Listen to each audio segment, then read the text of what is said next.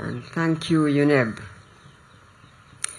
My colleagues, the Honorable Ministers of State, now represented by Honorable Peter Ogwang, the Chairperson and members of Education and Sports Committee of Parliament, the Permanent Secretary, Ministry of Education and Sports, the Chairperson of the Education Service Commission, represented by the Permanent Secretary, the Chairperson Uneb, and your Executive Director, and the whole family of Uneb.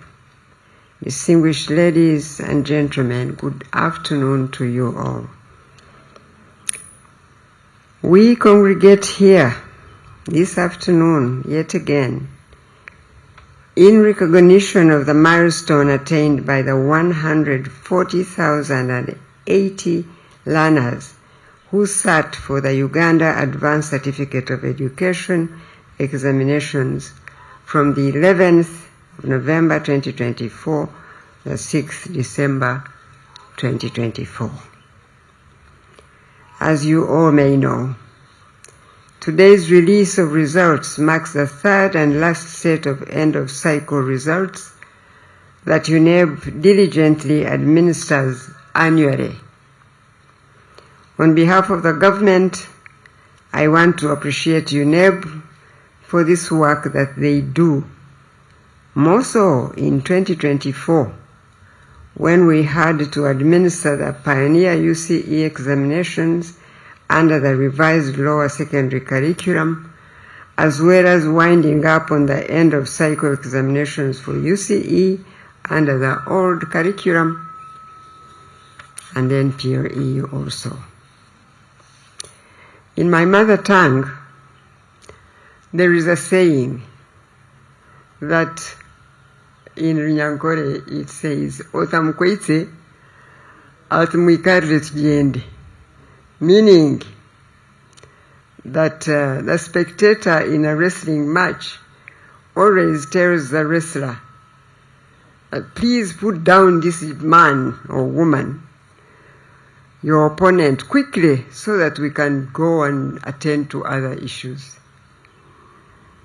Well, Uneb is like that wrestler who is always told by spectators to do the job quickly so that we can go and attend to other things. But it is not as easy and simple as it appears from the outside. We appreciate Uneb for the diligent efforts put in to ensure that each year candidates and their parents receive the end-of-cycle results in time, all the time. Yes, and they deserve a real clap, people. Mr. Odong had to actually ask for it. What's up? Clap for Uneb, people. Therefore, the work done in seeing that nearly 1.3 million learners who sat their PLE, UCE, and now Uace examinations in the year 2024 have their results released on time for proper planning by their families and us as a government is always a milestone that we should not take for granted. As you heard from Mr. Odongo's statement, the end-of-cycle examinations across all levels, that is PLE, UCE, and Uace, combined for the year 2024, saw a 7.1% increase in total candidature. Whereas 2024 Uace examination results alone had a 28% increase in candidature.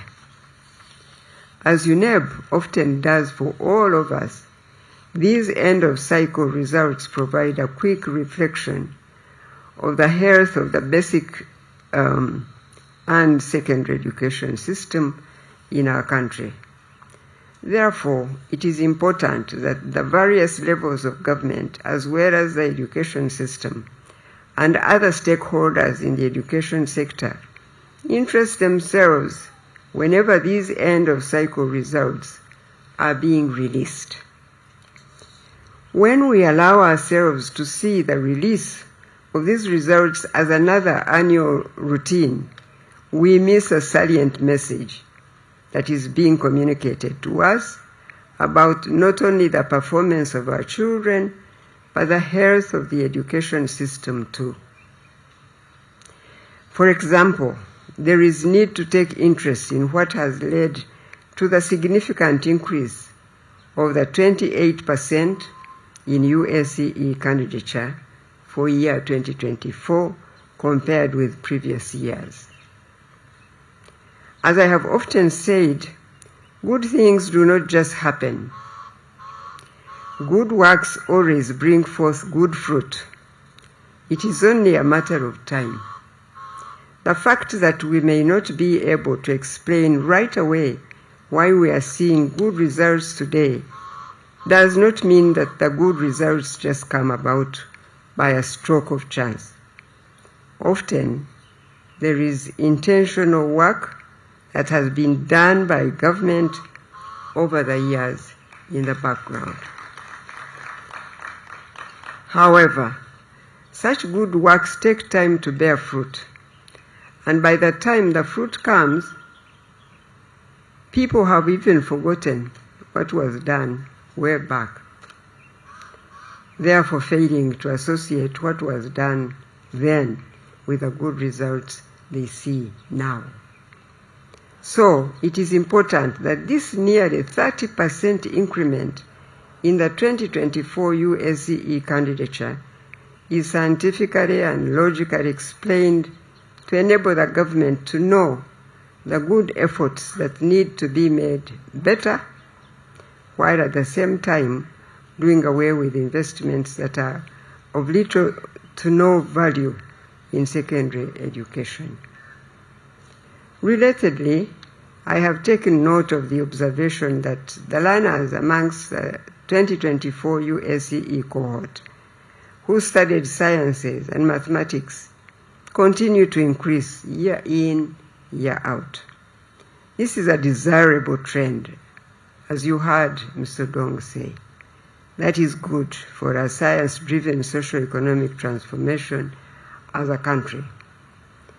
Evidence points to the fact that learners get interested in science, technology, engineering, and mathematics education because, in quotes, it is often engaging and project-based, allowing them to tackle real-world problems, fostering critical thinking and developing skills valuable for future careers and innovations.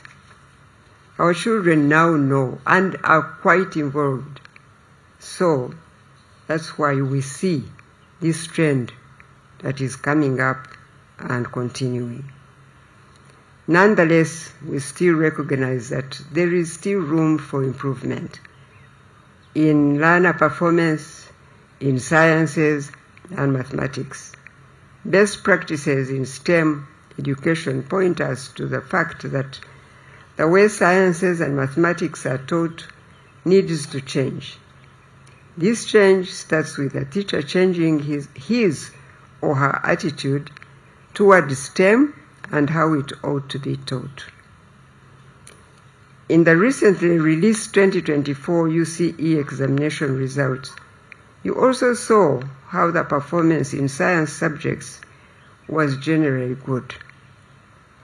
For parents with children that have studied using the revised O-level curriculum, you hear their own testimonies of how they are enjoying the process of learning, especially the projects that the children are doing. This is exactly what learning should be, an enjoyable experience both for the learners themselves and even their parents, the parents that are involved in their learners' learning. As I mentioned earlier, good things do not just happen. There must be intentionality in effort. As a government, we are now making strategic investments in reviewing the secondary education curricula to be competence-based, project-based, and learner-centered for the learning process, not only to become meaningful, but enjoyable for both the learners and teachers. So, I call upon the teachers and parents to support your children as they navigate learning using the revised lower secondary curriculum and now the A-level curriculum that has been adapted to utilize similar teaching and learning methodologies as those of the O-level curriculum. The A-level curriculum has been aligned to the lower secondary curriculum by making it competence-based and learner-centered. In making it competence-based, the emphasis of learning is not only on acquisition of knowledge, but translating this knowledge into desirable skills, values, and attitudes. This alignment of the A-level curriculum is intended to make the methods of learning interactive, while emphasizing problem-solving, critical thinking, creativity, and innovation as demonstrated in the way learners solve the challenges they encounter in their day-to-day life. It is therefore my hope that the learners who have progressed to Senior 5 will have a smooth encounter with the A-level curriculum in terms of the learning methodologies now used. Our hope is that the reconfiguration of the secondary education curricula at both O and A levels into competence-based and learner-centered shall be that small flywheel, that gives momentum to move this big mass called interest in learning uptake of STEM education. For us as a government, to sustain the milestones and successes that come with reconfiguring the O and A level curriculum into competence-based, project-based, and learner-centered, the higher education institutions must now, as a matter of necessity and urgency, review their respective curricula for initial teacher education and training. So that's the trend we are taking. I'm sure you understand that we are moving from here to also higher education at the university level. The mismatch where universities continue to graduate teachers who cannot utilize competence-based and learner-centered curricula is undesirable. Therefore, for this mismatch to be cured in the universities and higher education institutions, the academic staff who train the teachers must also realign their learning delivery methods to become competence-based and learner-centered.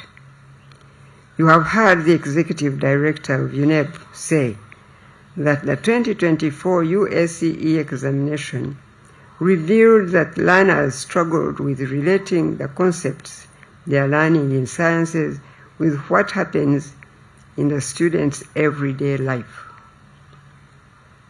This problem was not only observed in the science subjects, but also the humanities, such as economics and entrepreneurship. These shortcomings that Uneb has ably pointed out are exactly what the government is attempting to cure by embarking on reforms in the teaching profession and curricula for secondary education curricula. In other words, curricular reforms that the Ministry of Education and Sports introduced at O level in 2020 have a direct effect on the curricula used in higher education to train students pursuing a career in the teaching profession in Uganda. As a ministry responsible for higher education, we are going to coordinate our efforts to ensure that we put in place the necessary policy environment to enable the training across higher education subsector become harmonized with curricular and teaching reforms introduced in basic and secondary education levels. Therefore, I call upon the higher education subsector to take keen interest in the process of reviewing the A-level curriculum over the course of the next 4 years, as has been provided for by Cabinet. In addition, as a pioneer cohort of the revised O-level curriculum prepares to join higher education within the next 3 years, it is imperative that the institutions at this level will have made the necessary adjustments to accommodate learners who have gotten used to a different way of learning that is competence-based and learner-centered. I also want to reassure the country that the government has put in place blocks in the foundation for ensuring that there is adequate capacity to absorb learners willing to pursue higher education at university level. First and foremost, the government policy of liberalization of education service provision has seen 48 private universities, as you all know, established across the country by the private sector. Secondly, the government has been establishing a public university in each region around the country in a phased manner as resources become available.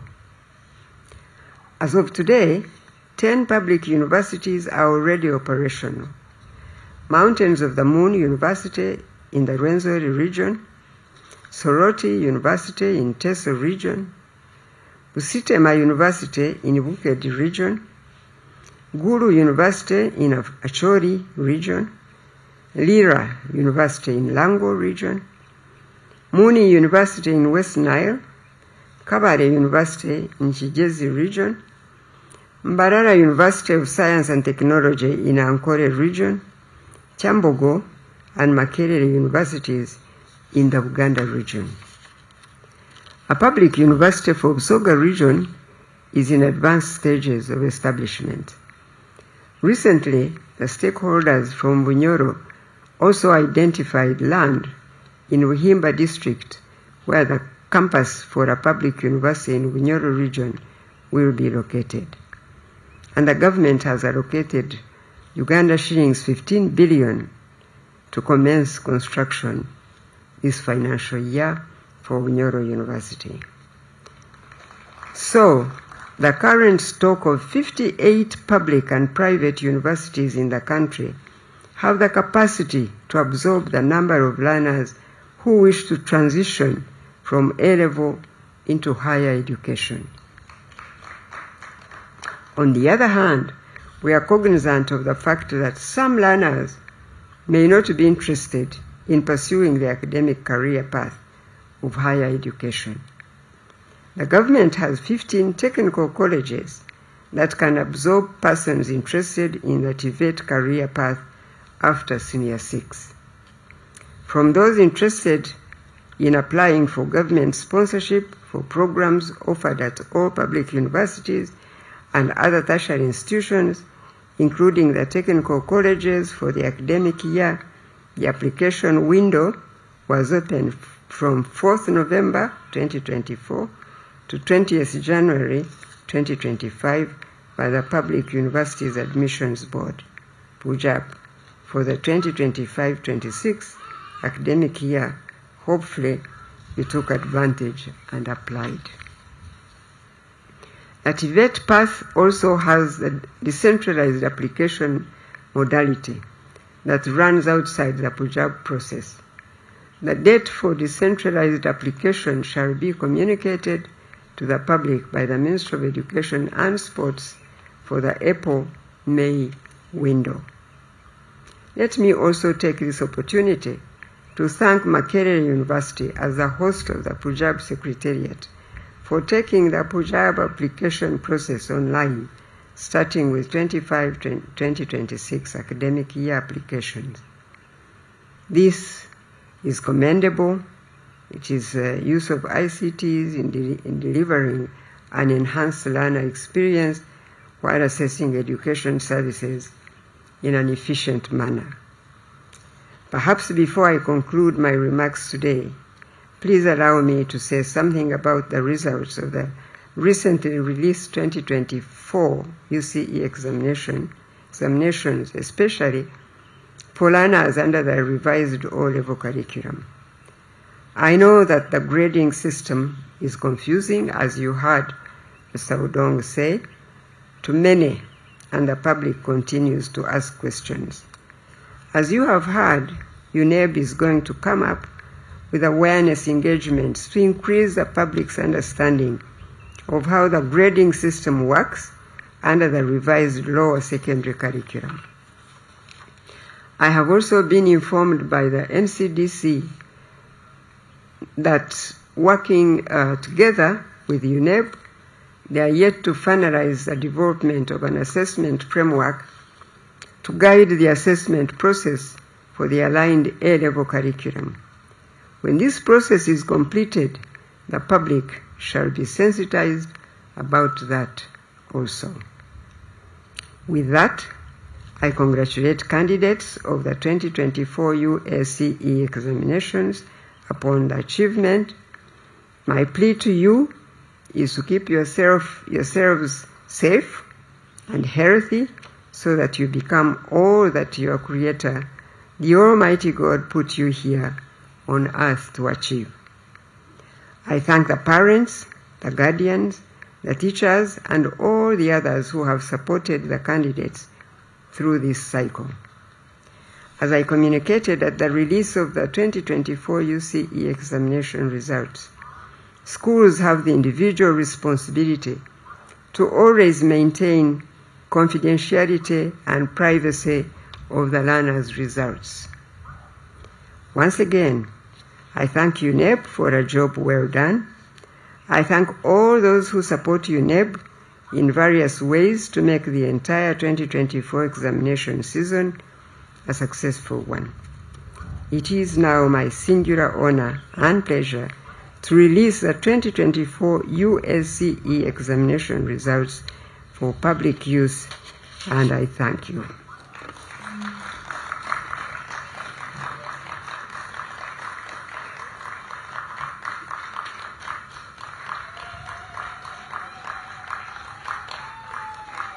Thank you, and God bless you.